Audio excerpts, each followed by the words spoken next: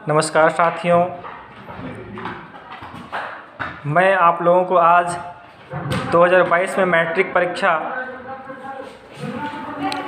Science subject का जो 40 अंकों का MCQ मल्टीपल चॉइस क्वेश्चन बहुविकल्पीय प्रश्न पूछा था उसका सॉल्व मतलब हल सहित उत्तर आप लोगों को मैं आज बताऊंगा। तो ये एक पैटर्न होगा, आप लोग प्रश्न को ध्यान से देखिए और समझ लीजिए कि किस प्रकार से प्रश्न पूछता है।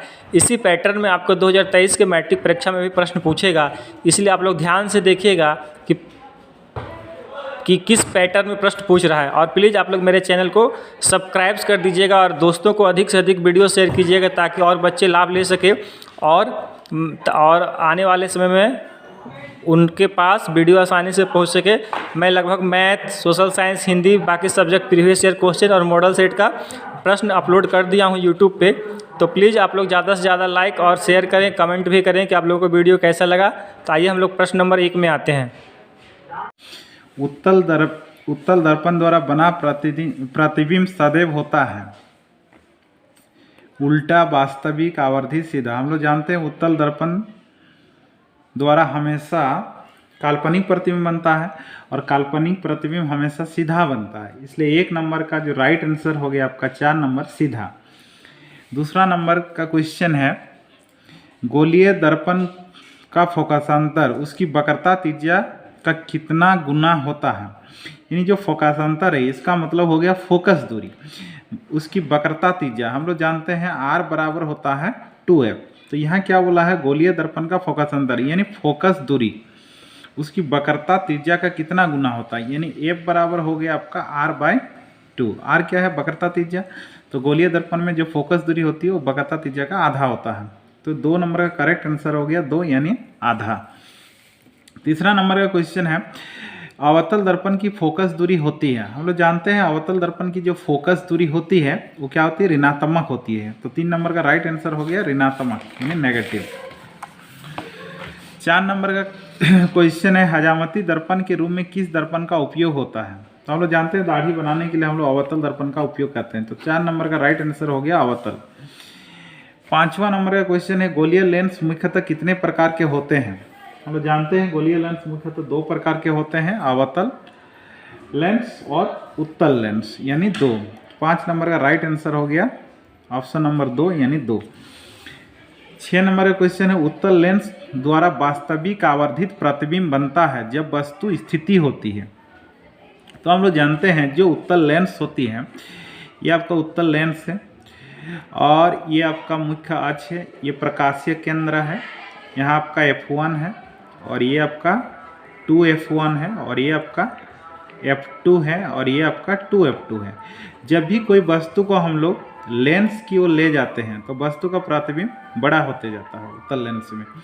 तो यहाँ पर जो ऑप्शन है F पर यानी F और 2F के बीच, लेंस और F के बीच, 2F और अनंत के बीच, तो यहाँ पे जो हो जाएगा उत्तल लेंस द्वारा वास्तविक आवर्धित यानी बड़ा प्रतिबिंब कब बनेगा, जब हम वस्तु को यहाँ पर रखेंगे यानी प्रकाशीय केंद्र और लेंस के फोकस यानी F1 प्रकाशीय केंद्र और F1 के बीच जब रखते हैं तो इस तरह आपका लेंस और F के बीच हो जाएगा। 6 नंबर का राइट आंसर। 7वां नंबर का क्वेश्चन है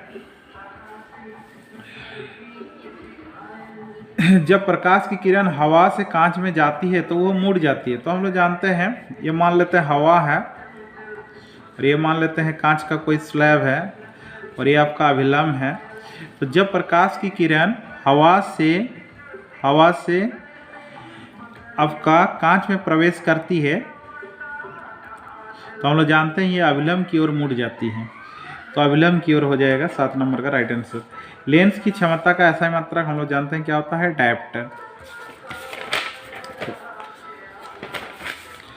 9 नंबर का क्वेश्चन है हमारे नेत्र में लेंस होता है। हम लोग जानते हैं हम लोग का नेत्र में जो लेंस रहता है वो उत्तल लेंस होता है।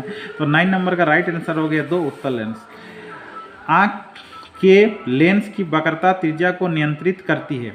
यहाँ 10 नंबर का क्वेश्चन है आँख के लेंस की वक्रता त्रिज्या को नियंत्रित करती है। तो ये हम लोग जानते हैं आँख के लेंस की वक्रता त्रिज्या को पश्चमाभिमुख मांसपेशियाँ नियंत्रित करती है।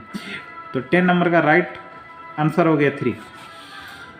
11 नंबर का क्वेश्चन है, स्पष्ट दृष्टि की अधिकतम दूरी का मानक मान क्या होता है। हम लोग जानते हैं स्पष्ट दृष्टि की जो अधिकतम दूरी होती है वो अनंत होता है, यानी इन्फिनिटी होती है। 11 नंबर का राइट आंसर हो गया 4 यानी अनंत। 12 नंबर का क्वेश्चन है, अवतल लेंस के चश्मे का उपयोग करके किस दृष्टि दोष को दूर किया जाता है। हम लोग जानते हैं अवतल लेंस के चश्मे का उपयोग हम लोग निकट दृष्टि दोष को सुधार करने के लिए करते हैं, इसलिए 12 नंबर का राइट आंसर हो गया निकट दृष्टि दोष। 13 नंबर का क्वेश्चन है, तारे का टिमटिमाना प्रकाश की किस घटना को दर्शाता है। तो तारे का टिमटिमाना प्रकाश के अपवर्तन की वजह से होता है, इसलिए 13 नंबर का राइट आंसर हो गया 2 प्रकाश का अपवर्तन। 14 नंबर का क्वेश्चन है, किसी अभिक्रिया में भाग लेने वाले पदार्थ कहलाते हैं। जब भी कोई अभिक्रिया में जो भी पदार्थ भाग लेते हैं, भाग लेने वाले पदार्थ को हम लोग अभिकारक कहते हैं, इसलिए 14 नंबर का राइट आंसर हो गया अभिकारक। 15 नंबर का क्वेश्चन है, समीकरण कैल्शियम कार्बोनेट को हीट किया जा रहा है यानी उष्मा आर आपका calcium oxide plus carbon dioxide किस प्रकार की अभिक्रिया है। तो हम लोग जानते हैं, यहाँ देखिए जो आपका ये है चूना पत्थर कैल्शियम कार्बोनेट या चौक या संगमरमर जो भी बोलिए, जो कैल्शियम कार्बोनेट है यहाँ टूट रहा है यानी इसका वियोजन हो रहा है, इसलिए 15 नंबर का राइट आंसर हो गया वियोजन अभिक्रिया यानी वियोजन। 16 नंबर का क्वेश्चन है, श्वसन कैसी रासायनिक अभिक्रिया है। तो जानते हैं हम लोग श्वसन आपका ऊष्माक्षेपी रासायनिक अभिक्रिया होती है। 16 नंबर का राइट आंसर हो गया 1 नंबर ऑप्शन ऊष्माक्षेपी। 17 नंबर का क्वेश्चन है, निम्न में से कौन सी अभिक्रिया नहीं होगी। तो यहाँ देखिए, यहाँ पर बोला कौन सी अभिक्रिया नहीं होगी, तो यहाँ आयरन सल्फेट प्लस जिंक, यहाँ है आपका जिंक सल्फेट प्लस कापर, यहाँ है कापर सल्फेट प्लस जिंक, यहाँ है कापर सल्फेट प्लस क्या है एल्यूमिनियम। तो यहाँ देख सकते हैं जो जिंक है वो कापर से अधिक अभिक्रियाशील तत्व है, इसलिए कापर जिंक सल्फेट से जिंक को हटा नहीं सकता है, इसलिए यहाँ कोई भी अभिक्रिया आपका नहीं होगी। 17 नंबर का राइट आंसर हो गया zinc sulphate plus copper. 18 number का क्वेश्चन है, निम्न में से कौन संतुलित समीकरण है। तो यहाँ देखते हैं 1 नंबर का ऑप्शन में है sodium plus 2H2O is equal to NaOH plus H2।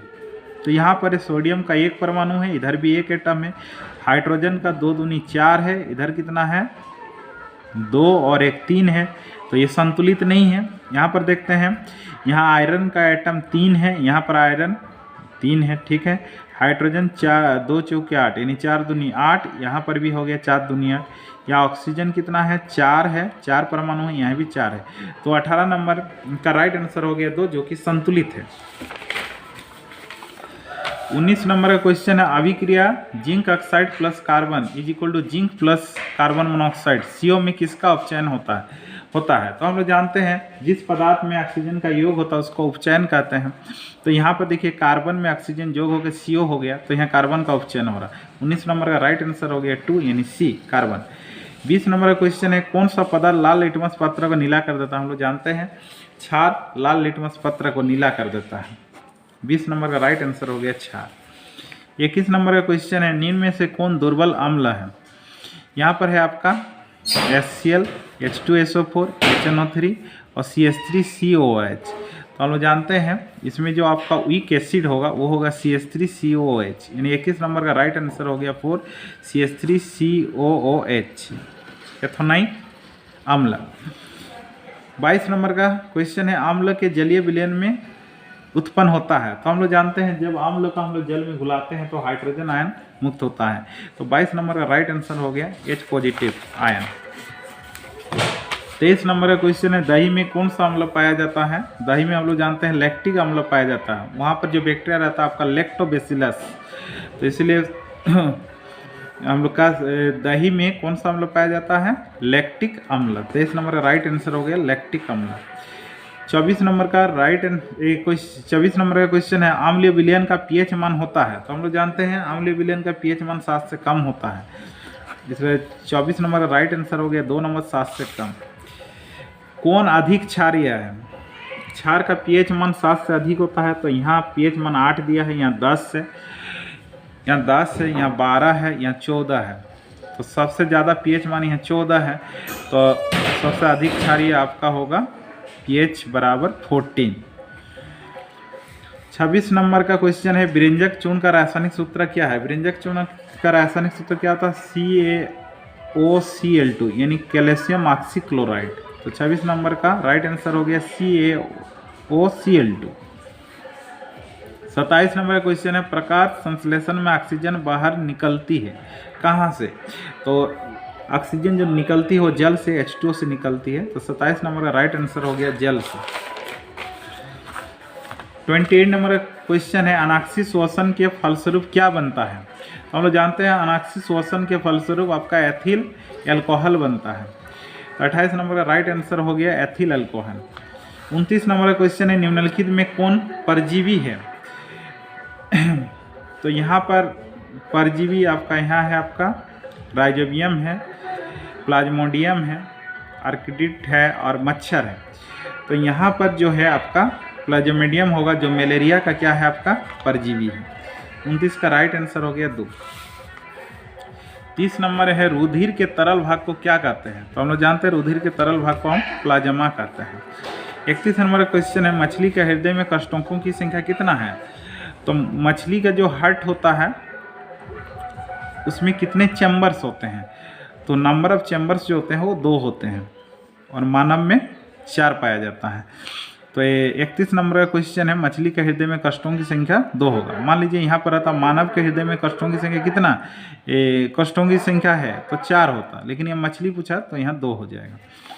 32 number question है मनुष्य में वृक्क एक तंत्र का भाग है जो संबंधित है, तो ये उत्सर्जन का काम करती है, उत्सर्जन से।